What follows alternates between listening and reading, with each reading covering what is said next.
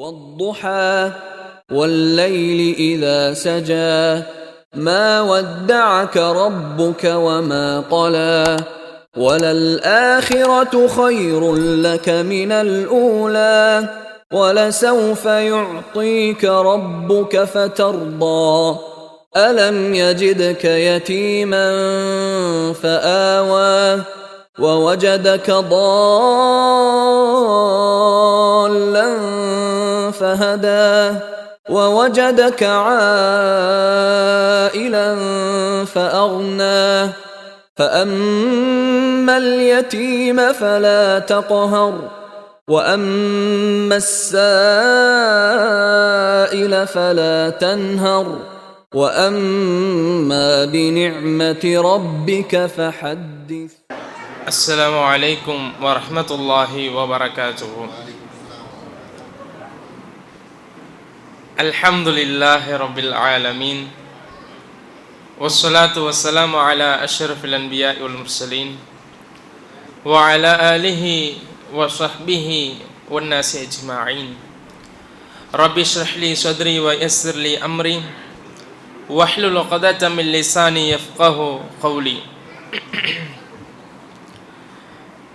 அன்பார்ந்த எல்லாம் வல்ல அல்லாஹுவின் நல்லடியார்களே, சகோதர சகோதரிகளே, இரவு தொழுகையை நிறைவேற்றிவிட்டு அல்லாஹுடைய இல்லத்தில் ரசூலுல்லாஹி ஸல்லல்லாஹு அலைஹி வஸல்லம் அவர்களுடைய வாழ்க்கை வரலாற்றை, வாழ்க்கை வழிமுறைகளை அறிந்து கொள்வதற்காக, அதை தெரிந்து வாழ்க்கையில் நடைமுறைப்படுத்துவதற்காக நாம் எல்லாம் அமர்ந்து கொண்டிருக்கிறோம்.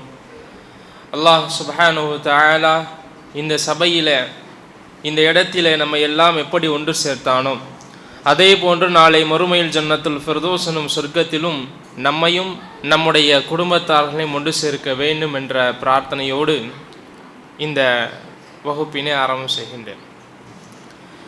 நேற்றைய தினம் ரசூலுல்லாஹி ஸல்லல்லாஹு அலைஹி வஸல்லம் அவருடைய மக்கத்து நகரத்திற்கு வெளியே எப்படி அழைப்பு பிரச்சாரம் இருந்தது என்பதை குறித்து நம்ம பார்த்தோம். அதனுடைய வரிசையாக ரசூலுல்லாஹி ஸல்லல்லாஹு அலைஹி வஸல்லம் அவர்களுக்கு அடுத்ததாக அல்லாஹ் ஒரு அற்புதமான ஒரு நிகழ்வை அவருடைய வாழ்க்கையில் ஏற்படுத்துகிறார். அதுதான் இஸ்ரா வல் மிஅராஜ். மிஅராஜ் என்று நம்மெல்லாம் கேள்விப்பட்டிருப்போம். என்ன கேள்விப்படுவோம்? வருஷத்தில் ஒரு நாள் மக்களிடத்தில் பெருவாரியாக மிஅராஜ் நோன்பு என்று ஒன்று பரவலாக என்ன செய்யப்படும், பெயர் சொல்லப்படும், அது நோட்கப்படும். அப்படித்தானே இல்லையா? ஆனால் அப்படி ஒரு நோன்பு இருக்கிறதா? இன்னும் சொல்ல வேண்டும் என்று சொன்னால் அது எந்த நாள் எந்த இரவு என்பதே அறிஞர்களுக்கு மத்தியில் பல கருத்து வேறுபாடு இருக்கிறது. அதில் உறுதி செய்யப்பட்ட எந்த ஒரு தேதியும் கிடையாது.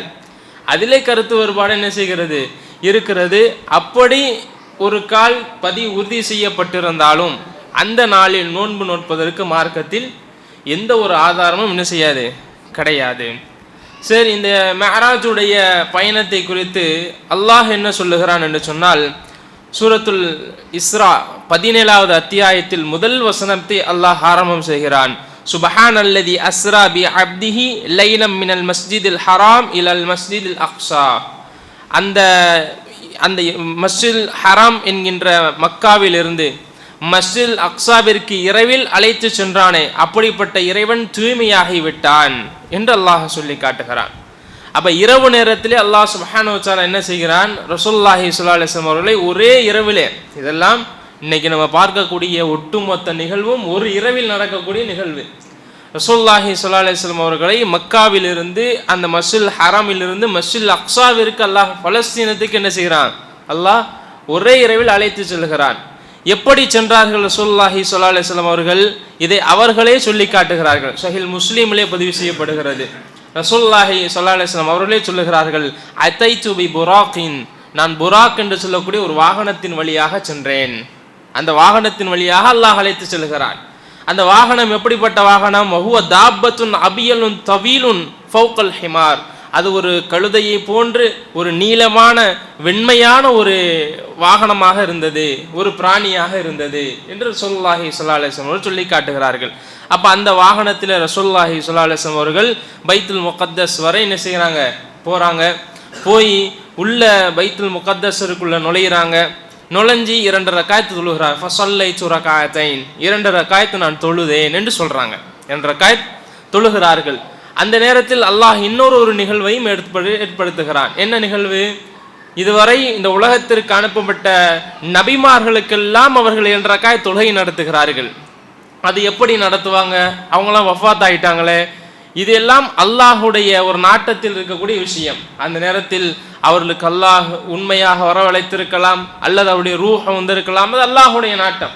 ஆனால் அந்த நேரத்தில் ரசூலுல்லாஹி ஸல்லல்லாஹு அலைஹி வஸல்லம் அவர்கள் இமாமாக நின்று என்ன செய்தார்கள், தொழுகை நடத்தினார்கள் என்று பல அறிவிப்புகளை என்ன செய்கிறோம், நம்ம பார்க்கிறோம்.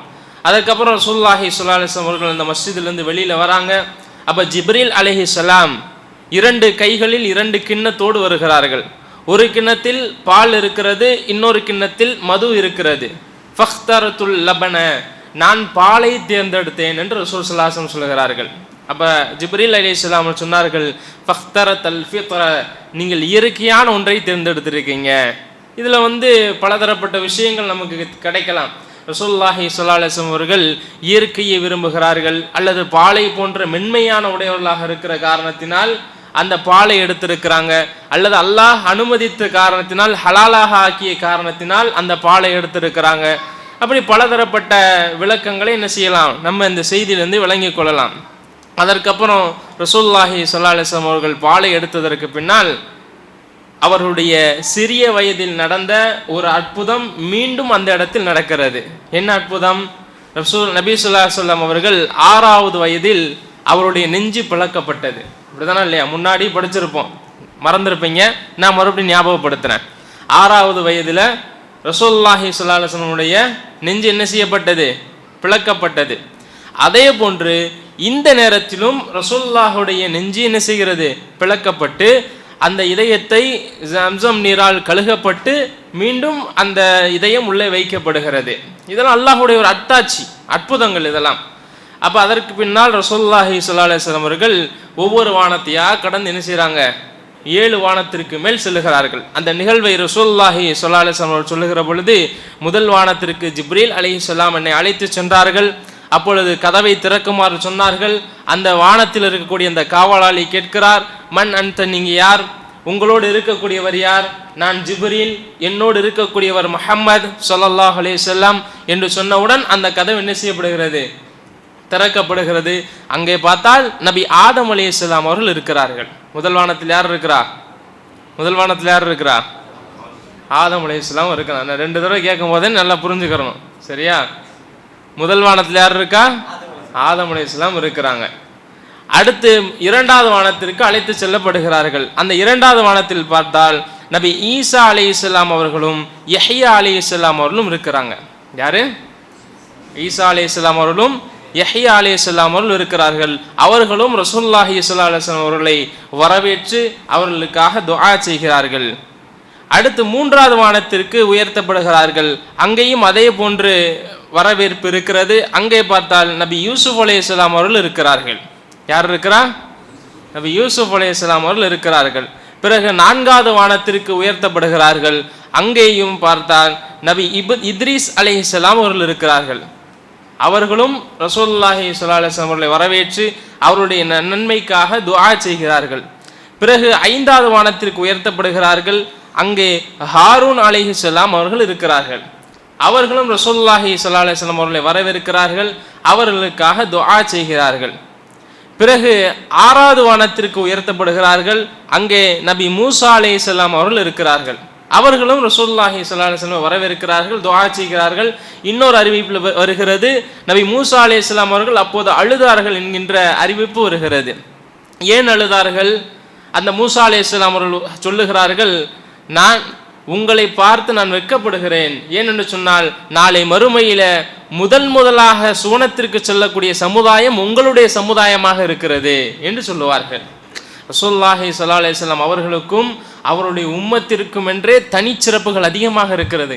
மற்ற சமுதாயத்தை காட்டிலும் நமக்கு பலதரப்பட்ட சிறப்புகள் இருக்குது. அது இன்ஷா அல்லாஹ் இனி வரக்கூடிய அல்லது இறுதி கட்டத்தில் நம்ம என்ன செய்யலாம், வரக்கூடிய நபர்கள் உங்களுக்கு அதை தெளிவுபடுத்துவாங்க இன்ஷா அல்லாஹ். அதில் ஒரு சிறப்பு தான் சொர்க்கத்தில் முதலாக நுழையக்கூடிய சமுதாயம் தான். அதே மூசா அலைஹிஸ்ஸலாம் அவர்கள் அந்த இடத்துல என்ன செய்வாங்க, நினைவு கூறுவார்கள். அதற்கு பின்னால் 7வது வானத்திற்கு அழைத்து செல்லப்படுவார்கள். அங்கே நபி இப்ராஹிம் அலைஹிஸ்ஸலாம் அவர்கள் இருப்பார்கள். இப்படி 7 வானத்தையும் தாண்டி செல்கிற பொழுது ரசூலுல்லாஹி ஸல்லல்லாஹு அலைஹி வஸல்லம் அவர்கள் அந்த இடத்தில் ஒரு காட்சியை காண்கிறார்கள். அங்கே ஒரு பள்ளிவாசலை பார்க்கிறார்கள். அந்த பள்ளிவாசலுடைய பெயர்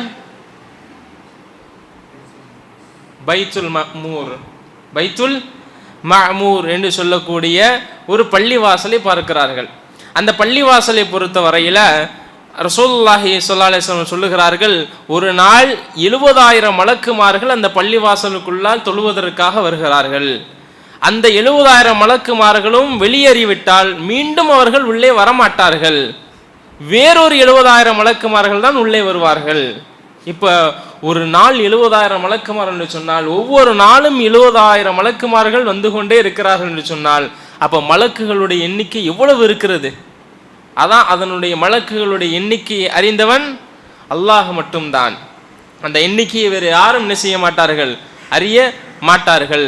அதற்கு பின்னால் ரசூலுல்லாஹி ஸல்லல்லாஹு அலைஹி வஸல்லம் அவர்கள் சித்ரத்துல் முன்தஹா என்று சொல்லக்கூடிய ஒரு தடுப்பு சுவரின் பக்கம் ரசூலுல்லாஹி ஸல்லல்லாஹு அலைஹி வஸல்லம் அவர்கள் செல்கிறார்கள். அந்த சித்ரத்துல் முன்தஹா என்கின்ற அந்த இடத்தை பற்றி ரசூலுல்லாஹி ஸல்லல்லாஹு அலைஹி வஸல்லம் அவர்கள் வர்ணிக்கிற பொழுது சொன்னார்கள், அந்த வரக்குஹா, அந்த மரத்தினுடைய அதற்கு பக்கத்தில் இருக்கக்கூடிய அந்த மரத்தினுடைய இலை இருக்கிறதே, அந்த இலை ஆதானுல் ஃபீலா, ஒரு யானையினுடைய காதை போன்று இருக்கும், அதனுடைய பழம் மிக பெரியதாக இருக்கும் என்று ரசூலுல்லாஹி ஸல்லல்லாஹு அலைஹி வஸல்லம் அவர்கள் வர்ணிக்கிறார்கள். இன்னும் எந்த அளவிற்கு என்று சொன்னால் அந்த மரத்தை பற்றி வர்ணித்து சொல்ல வேண்டும் என்று சொன்னால் அல்லாஹுடைய படைப்புகளில் அதை வர்ணிக்கவே முடியாது. அப்படிப்பட்ட அழகான ஒரு படைப்பாக அந்த மரம் இருக்கும் என்று ரசூலுல்லாஹி ஸல்லல்லாஹு அலைஹி வஸல்லம் சொல்லுகிறாங்க. அப்போ அதற்கு பின்னால் அல்லாஹ்விடத்தில் செல்கிறார்கள். அல்லாஹ் சுப்ஹானஹு வ தஆலா ரசூலுல்லாஹி ஸல்லல்லாஹு அலைஹி வஸல்லம் அவர்களுக்கு பல விஷயங்களை சொல்லுகிறான். இதான் முக்கியமான விஷயம். இஸ்ரா மிஅராஜுடைய முக்கியமான விஷயமே இதுதான். ரசூலுல்லாஹி ஸல்லல்லாஹு அலைஹி வஸல்லம் ரசூலுல்லாஹி சொல்லுகிறார்கள், ஃபஅௌஹல்லாஹு இலைய, அல்லாஹ் எனக்கு வஹி அறிவித்தான் என்று சொல்றாங்க. வஹி பலதரப்பட்டதாக இருக்கிறது. வஹி பல வகையில் வரும். பல வகையில் ரசூல் ஸல்லல்லாஹு அலைஹி வஸல்லம் வஹி வரும். எப்படிலாம் வரும் சொல்லுங்க? ஜிப்ரீல் அலைஹிஸ்ஸலாம் அவர்கள் மூலமாக வரும். கனவு சாலிஹா, நல்ல கனவுகள் மூலமாக வரும். மணி ஓசை மூலமாக வரும். வேற ஒரு மலக்கு ரசூலுல்லாஹி ஸல்லல்லாஹு அலைஹி வஸல்லம் உள்ளத்தில் வந்து டைரக்டா ஊதுவாங்க. அது உள்ளத்தில் கொண்டு வந்து போடுவாங்க. ஒரு ஹதீஸ் ரசூல் ஸல்லல்லாஹு அலைஹி வஸல்லம் சொல்கிறார்கள், இன்ன ரூஹல் குதுஸ், ரூஹல் குதுஸ் இருக்கிறாரே, நஃபக ஃபி ரூஇ, என்னுடைய உள்ளத்தில் அவர் வந்து ஊதினார் என்று சொல்றாங்க. உள்ளத்தில் கொண்டு வந்து டைரக்டா என்ன செய்யறது, போடுறது. இப்படியும் என்ன செய்யும், ரசூலுல்லாஹி ஸல்லல்லாஹு அலைஹி வஸல்லம் ஹதீஸ் வஹி வரும். வேற மனித உருவத்தில் ஏதாவது ஒரு மலக்கு வந்து ரசூலுல்லாஹி ஸல்லல்லாஹு அலைஹி வஸல்லம் வஹி சொல்லுவார்கள். அதிகமாக ஒரு நபித்தோளுடைய உருவத்தில் வருவாங்க. யாருக்கா தெரியுமா? திஹியத்துல் கலபி என்று சொல்லக்கூடிய ஒரு நபித்தோழருடைய உருவத்தில் அதிகமாக மலக்கு என்ன செய்வாங்க, வந்து அவருக்கு வஹி செய்தியை ரசூலுல்லாஹி ஸல்லல்லாஹு அலைஹி வஸல்லம் சொல்லுவாங்க. வேற அல்லாஹ் ஒரு திரைக்கு பின்னால் இருந்து ரசூலுல்லாஹி ஸல்லல்லாஹு அலைஹி வஸல்லம் அவர்களுக்கு என்ன செய்வான், பேசுவான். இப்படி பலதரப்பட்டதாக ரசூலுல்லாஹி ஸல்லல்லாஹு அலைஹி வஸல்லம் அவர்களுக்கு என்ன செய்யும், வஹி வரக்கூடியதாக இருக்கும். அதில் ஒரு முறைதான் அல்லாஹ் டைரக்டாக பேசுறது என்று சொன்னால் ஒரு திரைக்கு பின்னால் இருந்து பேசுவது. அல்லாஹ்வை இதுவரை யாரும் என்ன செய்யலை, பார்க்கவில்லை. நாளை மறுமையில் இன்ஷா அல்லாஹ் நம்ம எல்லாம் பார்ப்போம். அப்போ அது வரைக்கும் அல்லாஹ்வை யாரும் பார்க்கவில்லை. திரைக்கு பின்னால் இருந்து ரசூல் ஸல்லல்லாஹு அலைஹி வஸல்லம் பேசுகிறார்கள். ரசூல் ஸல்லல்லாஹு அலைஹி வஸல்லம் சொல்லுகிறார்கள், ஃபஃபரத அலைய 50 ஸலாத் ஃபி குல்லி யௌமின் வ லைலா, ஒவ்வொரு நாளும் பகலும் இரவும் 50 நேர தொழுகை எனக்கு கடமையாக்கப்பட்டது என்று சொல்றாங்க. எத்தனை நேர தொழுகைங்க? 50 நேர தொழுகை கடமையாக்கப்பட்டது. 50 நேர தொழுகை கடமையை வாங்கிட்டு ரசூலுல்லாஹி ஸல்லல்லாஹு அலைஹி வஸல்லம் மூசா அலைஹிஸ்ஸலாம் கிட்ட வராங்க. மூசா அலைஹிஸ்ஸலாம் அவங்க கேட்குறாங்க, அல்லாஹ் உங்களுடைய சமுதாயத்திற்கு என்ன கடமையாக்குனா? மா ஃபரத ரப்புக அலா உம்மத்திக்க, உங்கள் உம்மத்துக்கு என்ன கடமை அப்படின்னு கேட்கும் பொழுது ரசூல் ஸல்லல்லாஹு அலைஹி வஸல்லம் சொல்லுகிறார்கள், 50 ஸலா, 50 நேர தொழுகை என்று சொன்னோன்னே மூசா அலைஹிஸ்ஸலாம் ஷாக் ஆகிடுறாங்க. 50 நேர தொழுகையா? அப்போ இர்ஜி இலா ரப்பிக்க, உங்கள் ரப்பிடத்தில் நீங்கள் திரும்பி செல்லுங்க. ஃபஸல்ஹு அத்தஹ்வீஃப், குறைத்து கேளுங்க உங்கள் ரப்பிடத்தில். காரணம் ஃபஇன்ன உம்மத்தக லா ததீகு தாலிக, அதற்கு உங்கள் உம்மத்து சக்தி பெற மாட்டாங்க. இதை விட பயங்கரமான பனு இஸ்ராயேல் மத்தியில் என்ன செஞ்சுருக்கிறேன், நான் வாழ்ந்துட்டு வந்திருக்கிறேன். அதனால் மக்களுடைய மனதை நன்கு படித்தவர் மூசா அலைஹிஸ்ஸலாம் அவங்க. இன்னைக்கு 5 நேர வக்துக்கே அழுகுறாங்க பல பேர். 50 நேர வக்தா இருந்ததுன்னா நம்ம பண்ணிதான் ஆகணும், வேற வழி இல்லை. ஒரு கால் 50 நேரம் தொழுகை கடமையாக்கப்பட்டிருந்து சொன்னால் என்ன செஞ்சிருக்கணும்?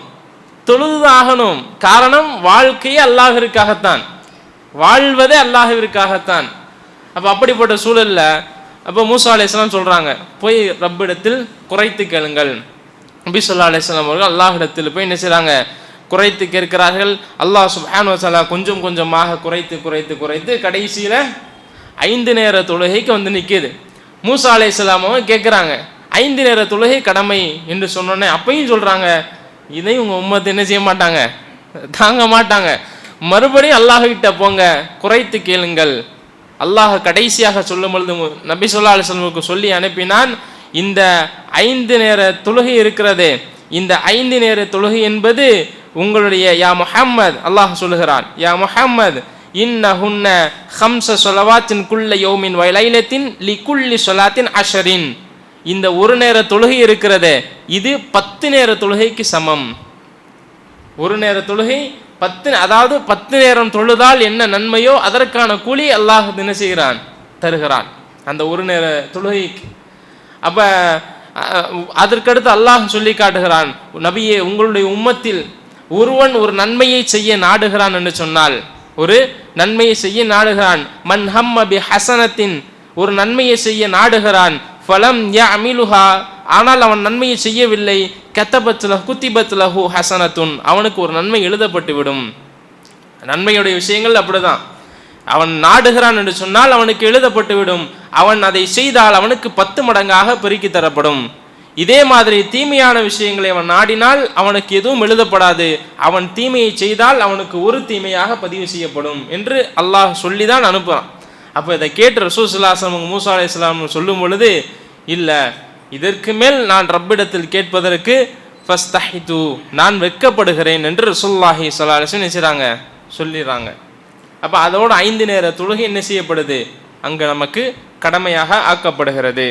அதற்கு பின்னால் தான் ரசூலுல்லாஹி ஸல்லல்லாஹு அலைஹி வஸல்லம் அவர்கள் சுவனத்தையும் நரகத்தையும் பார்க்கிறார்கள். சுவனத்தினுடைய காட்சிகளையும் நரகத்தினுடைய காட்சிகளையும் பார்க்கிறார்கள். சொர்க்கத்தில் பார்த்தால் பலதரப்பட்ட இன்பங்கள், அதை பார்க்கும் பொழுது எவ்வளோ ஆசைகள் இருக்கும். ரசூலுல்லாஹி ஸல்லல்லாஹு அலைஹி வஸல்லம் அவர்கள் பலதரப்பட்ட காட்சிகளை நமக்கு பதிவு செய்கிறாங்க. ஒவ்வொரு அமலுக்கான கூலி என்ன, அதனுடைய படித்தரங்கள் எப்படி இருக்கும். சொர்க்கத்தில் கிட்டத்தட்ட 100 படித்தரங்கள் இருக்கிறது. எத்தனை படித்தரங்க? 100 படித்தரங்கள் இருக்கிறது. அதில் உயர்ந்த படித்தரம் எது? ஜன்னத்துல் ஃபிர்தௌஸ். அதான் ரசூல் ஸல்லல்லாஹு அலைஹி வஸல்லம் சொன்னார்கள், நீங்கள் அல்லாஹ்விடத்தில் சுவனத்தை கேட்டால் ஜன்னத் ஃபஸ்அலுஹுல் ஃபிர்தௌஸ், அந்த ஃபிர்தௌஸ் என்கின்ற சொர்க்கத்தை நீங்கள் என்ன செய்யுங்க, கேளுங்கள். ஒவ்வொரு சொர்க்கத்திற்கான அந்த தூரமும் வானம் பூமியை விட பெரிதாக என்ன செய்யும், இருக்கும் என்று ரசூலுல்லாஹி ஸல்லல்லாஹு அலைஹி வஸல்லம் சொல்லி காட்டுகிறார்கள். அதற்கு பின்னால் நரகத்தின் பக்கம் அழைத்து செல்லப்படுகிறார்கள். அதை நரகத்தினுடைய காட்சிகள் ரசூலுல்லாஹி ஸல்லல்லாஹு அலைஹி வஸல்லம் அவர்கள் காட்டப்படுகிறது. முதலாவதாக ரசூலுல்லாஹி ஸல்லல்லாஹு அலைஹி வஸல்லம் அவர்கள் பார்க்கிறார்கள், ஒரு மனிதன் ஒட்டகத்தினுடைய உதடை போன்று பெரிய உதடு உள்ளவனாக இருக்கிறான். அவனுடைய வாயில் அம்மிக்கல் இருக்குதா இல்லையா, அதை போன்றான நெருப்பு கங்குகள் அவனுடைய வாயில் போடப்படுகிறது. அது அவனுடைய பின்னால் வந்து விழக்கூடிய காட்சியை பார்க்குறாங்க. இப்போ ரசூல் ஸல்லல்லாஹு அலைஹி வஸல்லம் கேட்கிறார்கள், இவனுக்கு எதற்காக அந்த தண்டனை, ஏன் என்று கேட்கிற பொழுது அந்த ஜிப்ரீல் அலைஹிஸ்ஸலாம் சொல்லுகிறார்கள், இவன் ஏழையினுடைய அனாதையினுடைய சொத்தை சாப்பிடக்கூடியவனாக இருந்தான், பிறருடைய சொத்தை அநியாயமாக திங்கக்கூடியவனாக இருந்தான் என்று ஜிப்ரீல் அலைஹிஸ்ஸலாம் சொல்கிறாங்க. இப்போ அல்லாஹ் சுப்ஹானஹு வ தஆலா இந்த உலக வாழ்க்கையில் நமக்கு ஒவ்வொருவருக்கும் சொத்துக்களை பொருளாதார வசதியை கொடுத்துருப்பான். எல்லாரையும் ஒரே சூழலில் ஒரே நிலைமையில் அல்லாஹ் வைத்திருக்கல. ஒல் மால வல் புனூன ஜீனத்துல் ஹயாத்து துன்யா என்று அல்லாஹ் சொல்லுகிறான். இந்த உலக வாழ்க்கையில் பொருளாதாரம் என்பது ஒரு அலங்காரம் தான், ஒரு அழகு தான். ஆனால் சில வேளைகளில் என்ன செய்கிறோம் என்று சொன்னால், அந்த பொருளாதாரம் தான் நிம்மதியான சந்தோஷமான வாழ்க்கை என்று சொல்லி இது அடைவதற்காக ஹலால் ஹராம் எதையும் பார்க்கக்கூடாத சூழலுக்கு நம்ம போயிடுறோம். அதை அடைவதற்காக நியாயம் அநியாயம் இதை கூட என்ன செய்கிறது கிடையாது, சில நேரம் பார்ப்பது கிடையாது. இது நமக்கு ஆகுமானதா தடுக்கப்பட்டதா என்பதை பார்ப்பது கிடையாது. அப்படி நன்றாக கவனிக்க வேண்டும். ஒருவனுடைய சொத்து அநியாயமான முறையில் என் பாக்கெட்டில் வருது என்று சொன்னால் அது ₹1 இருந்தாலும் நாளை மறுமையில் அல்லாஹ்விடத்தில் பதில் சொல்ல வேண்டும். அதற்கான தண்டனை நாளை மறுமையில் இருக்கும் என்பதை என்ன செய்ய வேண்டும், நம்ம கவனிக்கும். குறிப்பாக நம்முடைய சமுதாயம் கடனுடைய விஷயத்தில் ரொம்ப பொடும்போக்காக இருக்கிறோம். கடன் வாங்கும் பொழுது இப்படி வாங்குவான், கடன் கொடுங்கண்ணே, அடுத்து திருப்பி கடனை கொடுக்கும் பொழுது அந்த கடன் கொடுத்தவன் இப்படி நிற்பான், எப்படியாவது கடனை கொடுத்துட்றா அப்படின்னு சொல்லி. அப்படிப்பட்ட சூழல் என்ன செய்கிறோம், நம்ம பார்க்குறோம். சூசலாசன் மத்துல் கனி ஒல்லுல் முன், கடனை இழுத்தடிப்பு செய்வது அநியாயமாகும், பெரிய அநியாயம் என்று சூசலாசன் சொல்லுகிறார்கள். அந்த கடன் கொடுப்பதற்கான வசதி வந்ததற்கு பிறகும் எவன் கொடுக்கவில்லையோ இழுத்தடிக்கிறானோ அவன் பெரிய அநியாயக்காரன் என்று ரசூலுல்லாஹி ஸல்லல்லாஹு அலைஹி வஸல்லம் சொல்லி காட்டுகிறார்கள். அப்போ அந்த விஷயத்தில் ரொம்ப கவனமாக இருக்க வேண்டும். காரணம், அந்த கடனோடு மரணிச்சிட்டோம் அப்படின்னு சொன்னால் நம்ம அப்படியே ஏமாற்றி விட்டுருவோம். அப்படியே மரணம் வந்துருச்சு என்று சொன்னால் நம்ம எவ்வளவு அமல்கள் செஞ்சிருந்தாலும் எவ்வளவு அமல்களை சேர்த்து வைத்திருந்தாலும் நாம் சுவனம் செல்வதற்கு அது நமக்கு தடையாக நிற்கும். ஸல்லல்லாஹு அலைஹி வஸல்லம் அவர்கள் ஒரு ஹதீஸில் சொல்லுகிறார்கள், மன் ஃபாரக ரூஹம் மினல் ஜஸதி வஹுவ பரீஉன் மின் ஸலாஸ், யார் 3 விஷயங்களிலிருந்து விலகி இருக்கிறாரோ அவர் சுவனம் செல்வார் என்று சொன்னாங்க. அதில் ஒரு விஷயம் அத்தைன், கடன். ஒரு போர்க்களத்தில் ஒரு சஹாபி நிற்கிறாங்க, அல்லாஹுடைய தூதரே, இந்த போரில் நான் கலந்து கொண்டு ஷஹீதானால் எனக்கு என்ன நன்மை கிடைக்கும், என்ன கூலி கிடைக்கும்? அல்லாஹ் உனக்கு சுவனத்தை தருவான். கையில் அந்த பேரித்தவங்களை தூக்கி போட்டுட்டு போருக்கு போகிறாங்க. இங்கே வாங்க, கடன் வாங்கியிருக்கிறீங்களா? ஆமாம், எனக்கு இவ்வளவு கடன் இருக்குது. அந்த கடன் நீங்கள் சுவனம் சொல்வதற்கு தடையாக நிற்கும். இந்த போரில் ஷஹீத் ஆகிட்டா கூட அல்லாஹ்விற்காக உயிரை கொடுக்குறாருங்க, ஆனாலும் நீங்கள் சுவனம் செல்வதற்கு அது தடையாக நிற்கும் என்று சொன்னால் நம்ம அதை விடவா பெரிய அமல்கள் செஞ்சுருக்கிறோம். அப்போ அந்த பொருளாதார விஷயத்தில், வாழ்க்கையில் பொருளாதார விஷயத்தில் மிகவும் கவனமாக இருக்க வேண்டும். குறிப்பாக சமுதாய பணியில் இருக்கக்கூடியவர்கள், அந்த பொருளாதாரத்தை கையாளக்கூடியவர்கள் என்ன செய்ய வேண்டும், அந்த பொருளாதார விஷயத்தில் இது மக்களுடைய அமானிதம், இந்த அமானிதத்தை உரிய இடத்தில் உரிய நேரத்தில் கொண்டு போய் சேர்க்க வேண்டும் என்பதில் என்ன செய்ய வேண்டும், நம்ம கவனமாக இருக்க வேண்டும். அடுத்து ரசூலுல்லாஹி ஸல்லல்லாஹு அலைஹி வஸல்லம் அவர்கள் 2வது ஒரு காட்சியை பார்க்கிறாங்க. அங்கே பார்த்தா ஒரு பெரிய ஒரு வயிறு வீங்கிய வண்ணம், அவனால் அந்த வயிறு வீக்கத்தினால நகரக்கூட முடியலை, அந்த அளவுக்கு வயிறு பெருத்து போய் அவன் உட்கார்ந்துருக்கிறான். அவனுக்கு மேலால் ஃபிரௌனும் ஃபிரௌனுடைய அந்த கூட்டமும் ஏறி அப்படியே நடந்து போயிட்டு இருக்கிறாங்க. ஃபிரௌனே ஒரு கேடுகட்ட ஒருவன், அந்த ஃபிரௌனும் அவன் மேல் ஏறி மிதித்து விட்டு செல்கிறார் என்று சொன்னால் அவன் எப்படிப்பட்டவனாக இருப்பான் என்று நபி ஸல்லல்லாஹு அலைஹி வஸல்லம் கேட்கிற பொழுது, இவர்கள் வட்டியை சாப்பிடுவர்கள். அவனுக்கு யார் எப்படிப்பட்ட தண்டனை, அவனுடைய வயிறு பெருத்து போயிருக்கும் அந்த நரகத்தில், அதன் மூலமாக வேதனையை அனுபவித்து கொண்டிருப்பான். அதனால தான் ரசூலுல்லாஹி ஸல்லல்லாஹு அலைஹி வஸல்லம் சொன்னாங்க, வட்டியை வாங்குபவனும் வட்டி கொடுப்பவனும் அதற்கு சாட்சி எழுதுபவனும் அந்த வட்டி சம்பந்தமாக எவனெல்லாம் உதவியாக இருக்கிறானோ அனைவருக்கும் தண்டனை, அனைவருக்கும் என்னதான் தண்டனை தான். ஆனால் சமுதாயத்தில் அதை பற்றியான சரியான ஒரு விழிப்புணர்வு என்ன இல்லாமல் தான் இருக்கிறது. வட்டியின் மூலமாக வட்டி பலதரப்பட்ட ஃபார்மல் இன்னைக்கு வந்துருச்சு. இஎம்ஐ சாதாரணமாக ஆலிமாக்கள் நம்ம இந்த கண் கூட பார்க்குறோம், இஎம்ஐயில் எடுக்கலாமான்னு கேள்வி கேட்கப்படுது. ஒரு ஆலிமா என்ன செய்கிறாங்க, மதரசாவில் படித்தவங்க வாங்கலாம், ஒன்றும் பிரச்சனை இல்லை, அதில் வட்டி இருக்கிறது, ஆனால் வாங்கலாம், ஒன்றும் பிரச்சனை இல்லை என்று சாதாரணமாக ஃபத்வா கொடுக்குறாங்க. அப்போ வட்டி என்பது 1 பைசாவாக இருந்தாலும் சரி நரகத்தினுடைய கங்கை தான் அவன் சாப்பிடுகிறான் என்பதை என்ன செய்யணும், நம்ம கவனமாக இருக்க வேண்டும். அடுத்து 3வதாக ரசூலுல்லாஹி ஸல்லல்லாஹு அலைஹி வஸல்லம் அவங்க ஒரு காட்சியை பார்க்கிறாங்க. ஒரு மனிதன் கொளுத்த ஒரு கறி இருக்கிறது, அழுகி போன ஒரு கறி இருக்கிறது, அந்த அழுகி போன கறி எடுத்து சாப்பிட்டு கொண்டிருக்கிறான். இவன் யார் என்று ரசூலுல்லாஹி ஸல்லல்லாஹு அலைஹி வஸல்லம் கேட்கிற பொழுது, இவன் தான் இந்த உலகத்தில் வாழுகிற பொழுது விபச்சாரம் செய்தவன் என்று ரசூலுல்லாஹி ஸல்லல்லாஹு அலைஹி வஸல்லம் சொல்லப்படுகிறது. இந்த உலகத்தில் அல்லாஹ் சொல்லுகிறான், குர்ஆனில் சொல்லுகிறான், எந்த பாவத்திற்கும் அல்லாஹ் இப்படிப்பட்ட ஒரு வார்த்தை பயன்படுத்துவது கிடையாது. அல்லாஹ் எந்த ஒரு பாவத்தை சொன்னாலும் இதை செய்யாதீர்கள், இதன் பக்கம் போகாதீர்கள் என்று சொல்லுகிறான் என்று சொன்னால் இந்த விபச்சாரத்திற்கு தான் அல்லாஹ் சொல்லுகிறான். லா தக்ரபு ஸினா, விபச்சாரத்தின் பக்கம் நெருங்காதீர்கள் என்று அல்லாஹ் சொல்லுகிறான். மற்ற எந்த ஒரு தீமையான காரியத்திற்கும் அல்லாஹ் சொல்லலை, மதுவின் பக்கம் நெருங்காதீங்க, திருட்டின் பக்கம் நெருங்காதீங்க என்று சொல்லலை. ஆனால் விபச்சாரத்தை அல்லாஹ் சொல்லுகிற பொழுது அதன் பக்கம் நெருங்காதீர்கள் என்று அல்லாஹ் சொல்லுகிறான். காரணம், அந்த விபச்சாரத்தினுடைய அந்த சிந்தனையே ஒரு மனிதனை அப்படியே மோசமான ஒரு வழிகேட்டு கொண்டு போய் சேர்த்துரும். இன்னைக்கு விபச்சாரம் என்று சொன்னால் நம்ம நினைக்கிறோம், ஒரு பெண்ணோடு ஒரு ஆணோடு தவறான முறையில் சேருவது மட்டும்தான் விபச்சாரம் நினைக்கிறோம். ஸல்லல்லாஹு அலைஹி வஸல்லம் அவர்கள் ஒரு கண்கள் விபச்சாரம் செய்கிறது என்று சொன்னாங்க, கைகள் விபச்சாரம் செய்கிறது என்று சொன்னார்கள், கால்கள் விபச்சாரம் செய்கிறது என்று சொன்னார்கள். இதெல்லாம் ஒரு வழியாக இன்றைக்கு பயன்படுத்தப்பட்டிருக்கிறது. குறிப்பாக இந்த செல்போன் வந்ததுக்கு அப்புறம் நம்ம பிள்ளைங்க யாரோட பேசுகிறாங்க, என்ன பேசுகிறாங்க, அவர்களுக்கு பல ஃப்ரீடம் கொடுத்து வச்சுருக்காங்க பெற்றோர்கள். இதெல்லாம் இன்னும் சில வாலிபர்கள், ஆண்களும் பெண்களும் தவறான காட்சிகள், தவறான படங்களை பார்க்கக்கூடியவர்களாக இருக்கிறார்கள். இதெல்லாமே ஒரு விபச்சாரத்தின் பக்கம் இழுத்து செல்லக்கூடிய காரியங்களாக இருக்கிறது.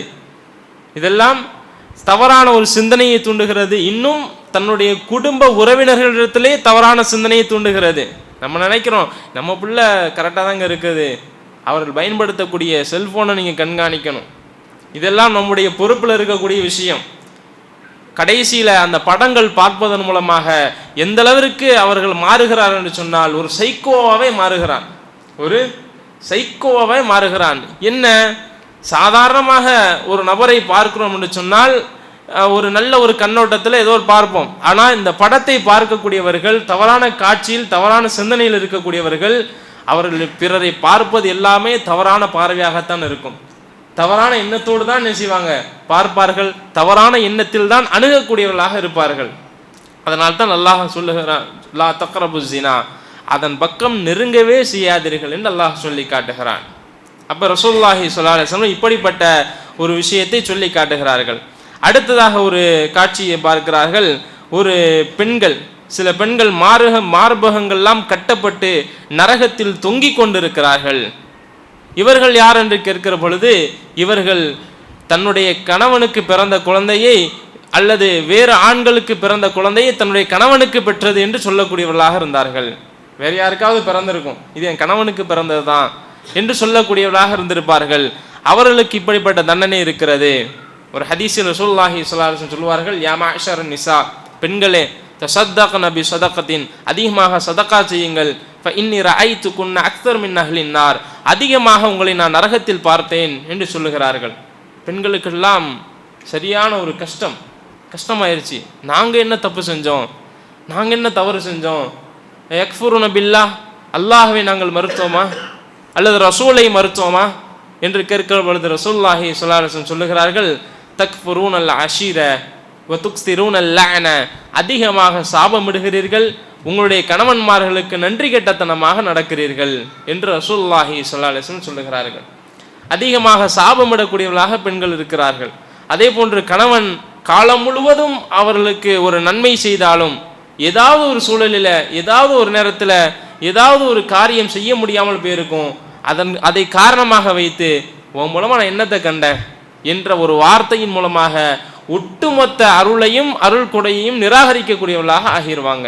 இதன் காரணத்தினால் அதிகமான பெண்கள் நரகத்தில் இருக்கிறார்கள் என்று ரசூலுல்லாஹி ஸல்லல்லாஹு அலைஹி வஸல்லம் சொல்லி காட்டுறாங்க.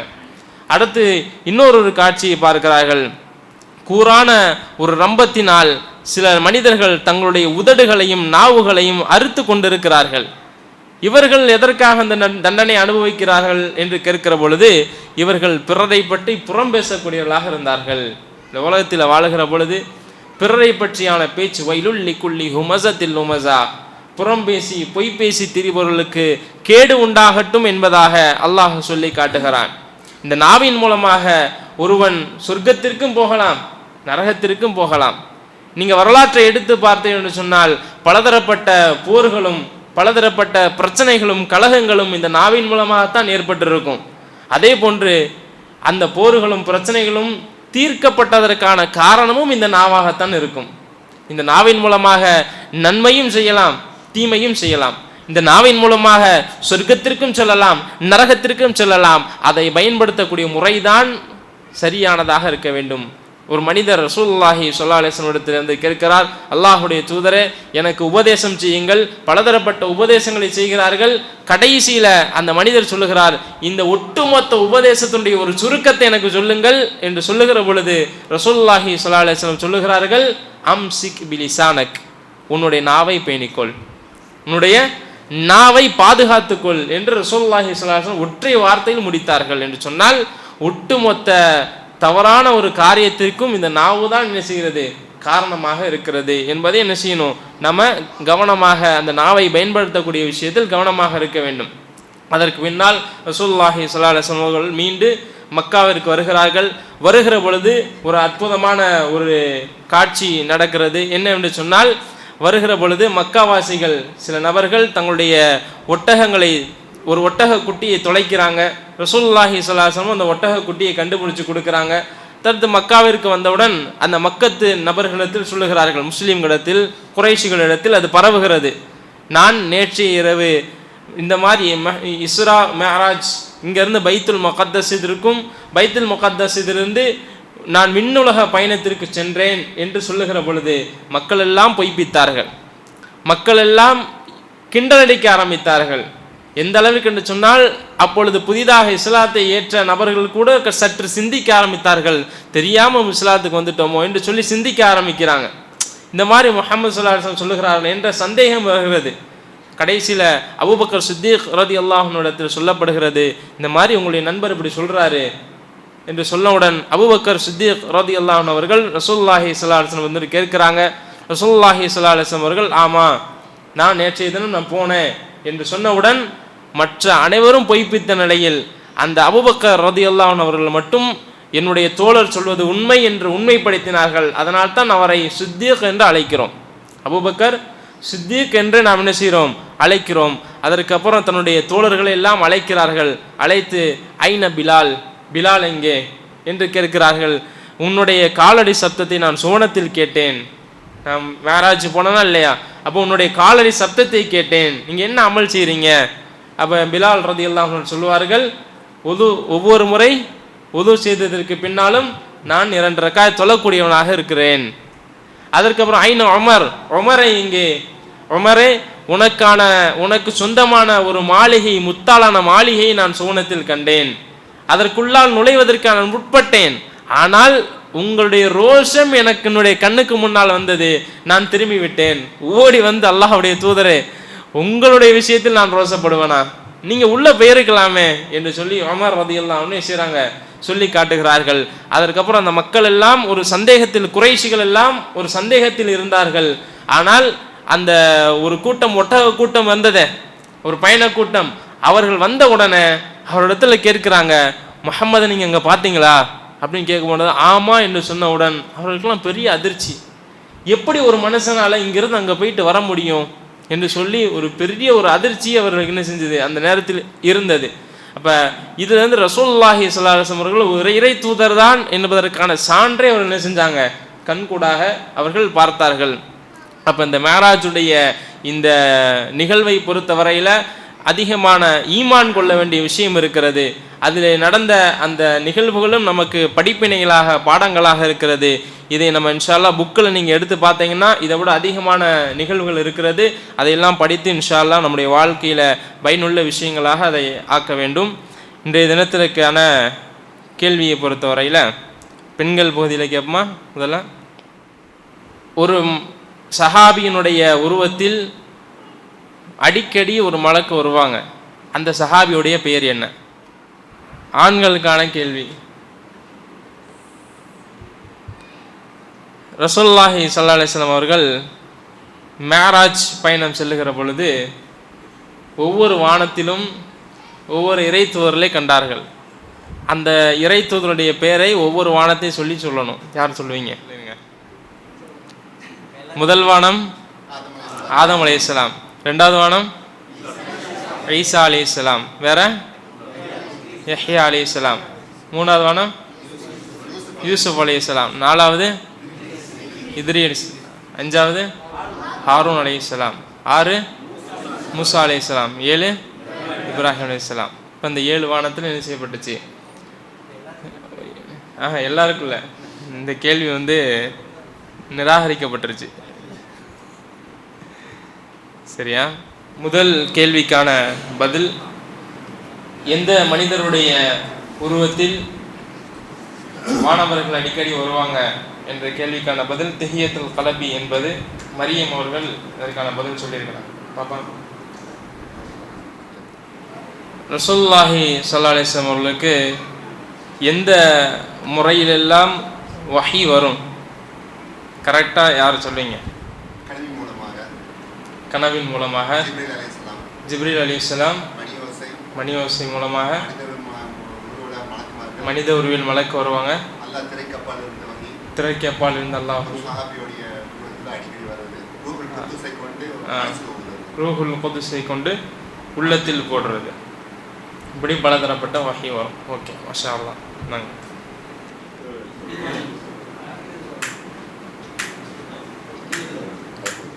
சரி, இன்ஷா அல்லாஹ் நாளைய தினத்தில் நம்ம அடுத்த கண்டென்ட்டை நம்ம பார்ப்போம் இன்ஷா அல்லாஹ்.